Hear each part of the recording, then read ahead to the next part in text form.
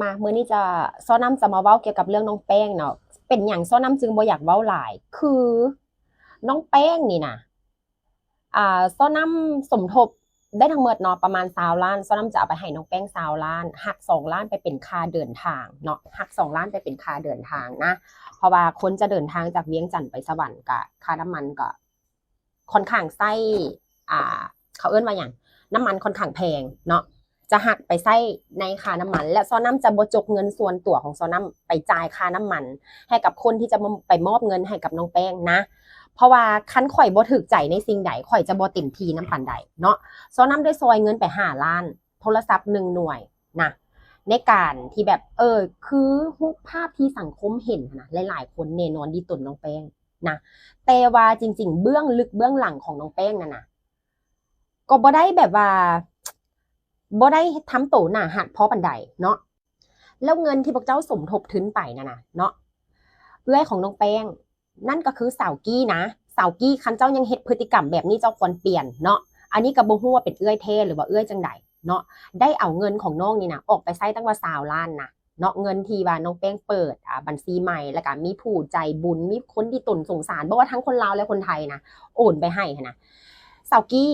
เอาไปใช้ส่วนตัวจำนวนหนึ่งซึ่งค่ารักษาน้องแป้งนี่นะอยู่ลาวเนี่ยมันได้ฮอด5 ล้านนะเจ้าเอาเงินออกไปเฮ็ดหยังเจ้าก็ควรจะมาเว้าแล้วก็ชี้แจงและซ้อน้ำอยากให้ทุกคนที่กำลังดีตนและก็สงสารน้องแป้งนะตอนนี้แล้วกำลังจะไปออกเงินใดๆเฮ็ดเงินเฮ็ดซานให้น้องแป้งนะอยากให้คิดให้มันดีๆพวกเจ้าต้องคิดให้มันดีๆน้องนี่นะเฮือนซานเดี๋ยวซ้อน้ำจะเอาฮุบลงให้เด้อเฮือนซานสภาพเฮือนซานเป็นแบบนี้เนาะด้วยความที่น้องนี่นะก็ขี้ข้านนำน้องก็ขี่ข้านนำน้องก็บ่ได้เฮ็ดบ่ได้หาอีหยังเซิงคันเจ้ามีใจสู้อดทนนี่นะ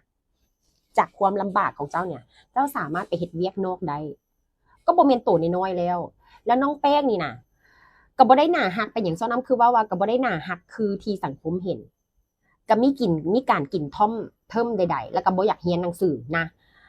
การที่บ่เรียนหนังสือเนี่ยการเอาข้ออ้างว่าบ่มีเงินนี่นะก็อีกอันนึงเนาะก็อีกอันนึงแต่ว่าน้องสามารถออกไปเฮ็ดเวียกนอกเพื่อส่งตัวเองเรียนได้น้องก็บ่มีความใฝ่เด้นะน้องแป้งก็บ่ได้มีความใฝ่เด้และอดีตที่ผ่านมาของน้องแป้งเนี่ยซ้อน้ำจะบ่ออกเอามาเว้าเนาะแล้วหวังว่าน้องแป้งจะมีการเปลี่ยนแปลงและที่ซ้อน้ำให้บ่ว่าจะเป็นเบาวีหรือว่าผู้ใดเนาะที่เบาวีไปซอยเบาวีจอมพลังบ่ก็ได้แนะนำน้องแป้งไปแล้วว่า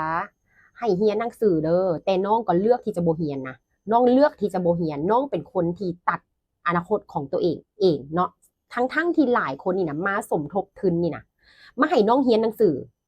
มันจะบ่ได้คอยมีไผที่ว่าจะมาออกเงินกันเพื่อมาแปลงเฮือนให้น้องอย่างเดียวนะอันนี้น้องก็ต้องคิดเองนะเนาะการจะพึงตัวเองการจะพึงคนอื่นเนี่ยมันพึงได้สัวขาวแต่ถ้าน้องอยากจะพึงยาวๆเนี่ยน้องจะต้องพึงตัวน้องเองเนาะมันบ่สามารถมีไผที่จะมาซอยสู้ก้นน้องได้ไปดนๆแล้วกันยาวๆฉะนั้นในเมื่อน้องแป้งเลือกเส้นทางของน้องแป้งแล้วว่าน้องจะบ่เรียนต่อน้องจะออกไปเฮ็ดเวียกอยู่ไสอันนี้ซ้อน้ำกะบ่ขอไปก้าวก่ายเนาะแล้วก็ยุติการ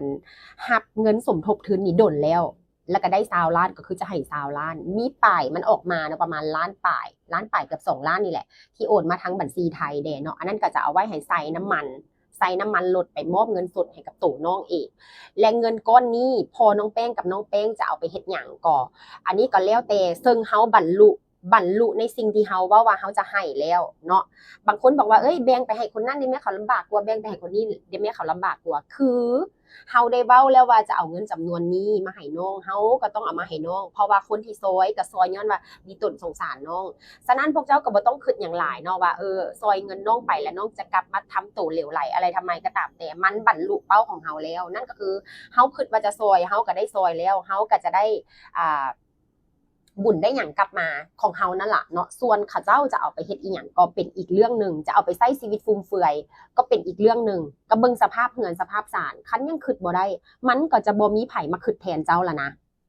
ทางที่ดีก็แนะนำไปแล้วว่าให้เรียนหนังสือต่อเนาะให้เรียนหนังสือต่อแล้วก็เลือกที่จะบ่เรียนอันนี้ก็บ่สามารถมีไผบังคับน้องได้คันน้องจะไปทำตัวเหลวไหลคือเก่าอีกนะแล้วหากมื้อนึงน้องหักถึกผู้ใดอะไรทำไมก็อย่ามาทำร้ายน้องกับอันนี้นี่นะเนาะชาวเน็ตหรือชาวออนไลน์ก็จะบ่ได้มีความสงสารน้องแล้วนะคันน้องจะกลับไปกินน้ำท่อมอีกคือเก่าคือตะกี้นี่นะคนก็แฮงจะบ่ได้สงสารถ้านอกจากบ่ได้สงสารแล้วนะ ยังจะสมน้ำหน้าน้องอีกเนาะฉะนั้นชีวิตน้องเป็นคนเลือกเอาเนาะซ้อนำก็ถือว่าสนับสนุนมาฮอดซำนี้แล้วก็หมดหน้าที่ของซ้อนำแล้วและน้องและซ้อนำจะบ่เว้าเรื่องของน้องแป้งอีกผู้ใดที่ว่ากำลังจะคิดสร้างเฮือนสร้างศาลให้น้องแป้งก็คิดให้มันดีๆว่าจะซอยดีบ่นะส่วนเสากี้ผู้ที่ไปถอนเอาเงินน้องแป้งไปใช้ในทางใดก็ตามแต่บ่สมควรเฮ็ดอีกบ่สมควรเฮ็ดอีกนะเอาเป็นว่าซ้อนำเว้าซำนี้แล้วก็หมดหน้าที่ของซ้อนำแล้วเนาะโตนี่นะมีผู้ใหญ่อยู่ทางฝั่งลาวนี่โทรมาหาซ้อนำเลยนะแล้วเป็นอ้ายฮักคิงๆอ้ายฮักอ้ายแพงเนาะถือว่าเราก็เป็นอ้ายอีกผู้นึงเลยโทรมาตักเตือนซ้อนำว่าให้เซาเปิดรับแบบนี้เนาะมันเฮงจะสร้างความขี้ข้านไปให้เขาอีกก็ย้อนความขี้ข้านนี่แหละเฮ็ดให้เฮาทุกข์เฮ็ดให้เฮายากในเมื่อเฮาฮู้อยู่แล้วว่าเฮาทุกข์เฮายากนี่นะยังจะบ่อยากเรียนหนังสืออีกยังจะขี้ข้านอีกเนาะฉะนั้นบ่ต้องแปลกใจเลยว่าเป็นหยังคือทุกข์นะอันนี้ฝากไว้ให้คิดเด้อผู้ใดจะมาโจมตีกะยาเนาะก็บ่เป็นหยังมันหมดหน้าที่ของซ้อนำแล้วเนาะแล้วในสิ่งที่เพิ่นเตือนมาน่ะเพิ่นฮู้เพิ่นเห็นเพิ่นจักว่าก่อนหน้านี้น้องเป็นคนแบบใดน้องก็บ่ได้ดีน้องก็บ่ได้ดีแต่ว่าคันน้องคิดจะกลับมาเปลี่ยนแปลงนี่นะสังคมก็พร้อมที่จะให้อภัยแต่ถ้าน้องยังทำตัวเหลวไหลคือที่ผ่านมานี่นะนอกจากสังคมบ่ให้อภัยแล้วเผลอๆน้องอาจจะบ่ได้มีที่ยืนคล้ายๆแก๊ง 3K 38K อะไรทำไมนั่นเนาะน้องก็เลือกเอานะอันดีอันให้อันซัวใดๆน้องใหญ่แล้วน้องเลือกเองได้ก็เบิ่งสภาพเฮือนสภาพครอบครัวสภาพการใช้ชีวิตคันน้องอยากเป็นคนที่ว่ามีชีวิตที่ดีขึ้นเปลี่ยนจากนิสัยสมัยตะกี้เนาะเปลี่ยนต้องเปลี่ยนเท่านั้นคันน้องบ่เปลี่ยนนี่นะน้องจะมาเฮ็ดแต่ดีตนเฮ็ดเจ็บเฮ็ดป่วยแล้วให้สังคมมาช่วยเหลือน้องตลอดนี่นะมื้อนึงมันจะโปกนะน้องนะเนาะมันจะโปกความจริงมีหนึ่งเดียวความจริงเป็นสิ่งที่บ่ตายฉะนั้นเปลี่ยนแปลงตัวเองซะนะเนาะฉะนั้นก็สิฝากไว้ซ้ำนี้แหละนะเนาะตัวนี้เป็นกาแฟขิงดำสำหรับผู้ใด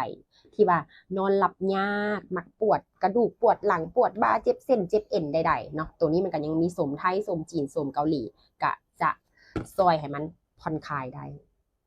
ซึ่งเบาวีขนาดแรกๆแล้วก็จะเปิดหับสมทบทุนเนาะเพื่อแปลงเฮือนแปลงซานให้น้องจนบรรลุผลเมื่อเรามาฮู้ว่าเป็นจังซี่ปุ๊บแล้วก็หยุดนะทันทีเลยคือมันบ่ตรงตามเป้าหมายนึกออกบ่เจ้าเอาเงินตัวนี้นะไปใช้จ่ายฟุ่มเฟือยในชีวิตเจ้า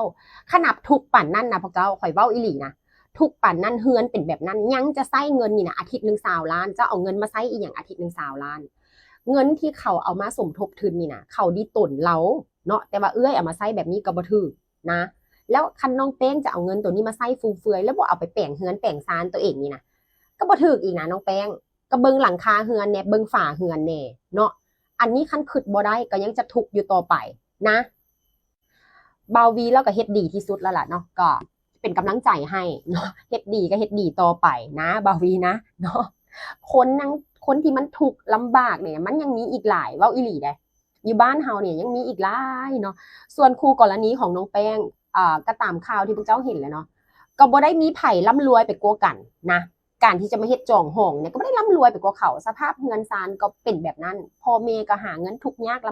ำบากขนาดนั้นยังจะไปตั้งกลุ่มตั้งแก๊งเป็นแก๊ง 38K แก๊ง 18K หรือว่าแก๊งบ่มี K ก็ตามแต่ให้คิดเบิ่งสภาพเฮือนซานบ้านทรงตัวเองให้คิดเห็นใจพ่อแม่เด้เนาะอันนี้นี่นะพ่อแม่บ่สมควรที่จะซวยลูกเขาเลือกที่จะเป็นนักเลงบ่ได้เลือกที่จะเป็นนักเรียนเนาะในเมื่อลูกเจ้าเลือกเส้นทางนั้นแล้วเจ้าตัดห่างปล่อยวัดไปเลยเจ้าก็ลำบากพอเจ้าแล้วเจ้าไปหาเงินอยู่ซ้ายมาใช้ค่าปรับใหม่มาใช้ค่าอะไรทำไมให้ลูกเจ้าเนาะแฮงทุกข์ก็แฮงสิซ้ำทุกข์ไปอีกนะคันเจ้ายังสิสู้ก้นลูกขึ้นแบบนั้นอยู่ตัดห่างปล่อยวัดไปเลยเขาเฮ็ดผิดก็ให้เขาไปตัดอิสรภาพอยู่ในหั่นให้เขาไปคิดได้อยู่ในหั่นคันเขาคิดบ่ได้ก็ตัดห่างปล่อยวัดไปเลยเนาะอันนี้นะเนาะกะหมดหน้าที่ของซ้อนำแล้วนั่นก็คือยอดทั้งหมดได้20ล้านก็จะไปมอบให้20ล้านเนาะและอีกอันนึงจะบ่ขอบใจก็บ่ได้เนาะก็ต้องขอบใจกับผู้ใจบุญหลายๆคนที่ว่าเห็นอีหยังก็ดีตนสงสารเมตตากรุณาเอาเทเอาว่าเนาะต่อไปนี่นะซ้อนำก็จะต้องคัดตองให้มันหลายขึ้นนะการที่ว่าจะเปิดรับอะไรทำไมนะคือข่อยบ่ได้เป็นมูลนิธินึกออกบ่เนาะก็ต้องคัดตองหลายขึ้นกว่าเก่าและก็อาจจะบ่มีเหตุการณ์นี้อีกแล้วต่อไปก็อาจจะเปิดซอยแต่เกี่ยวกับการศึกษาส่วนเรื่องอื่นข่อยบ่อยากยุ่งบ่อยากเกี่ยวบ่อยากแตะบ่อยากต้อง คันเฮ็ดคลิปหนึ่งค่อยเสียเงินคือกันบ่แม่นแต่พวกเจ้านะเนาะไปแล้วล่ะพวกเจ้าเอ้ย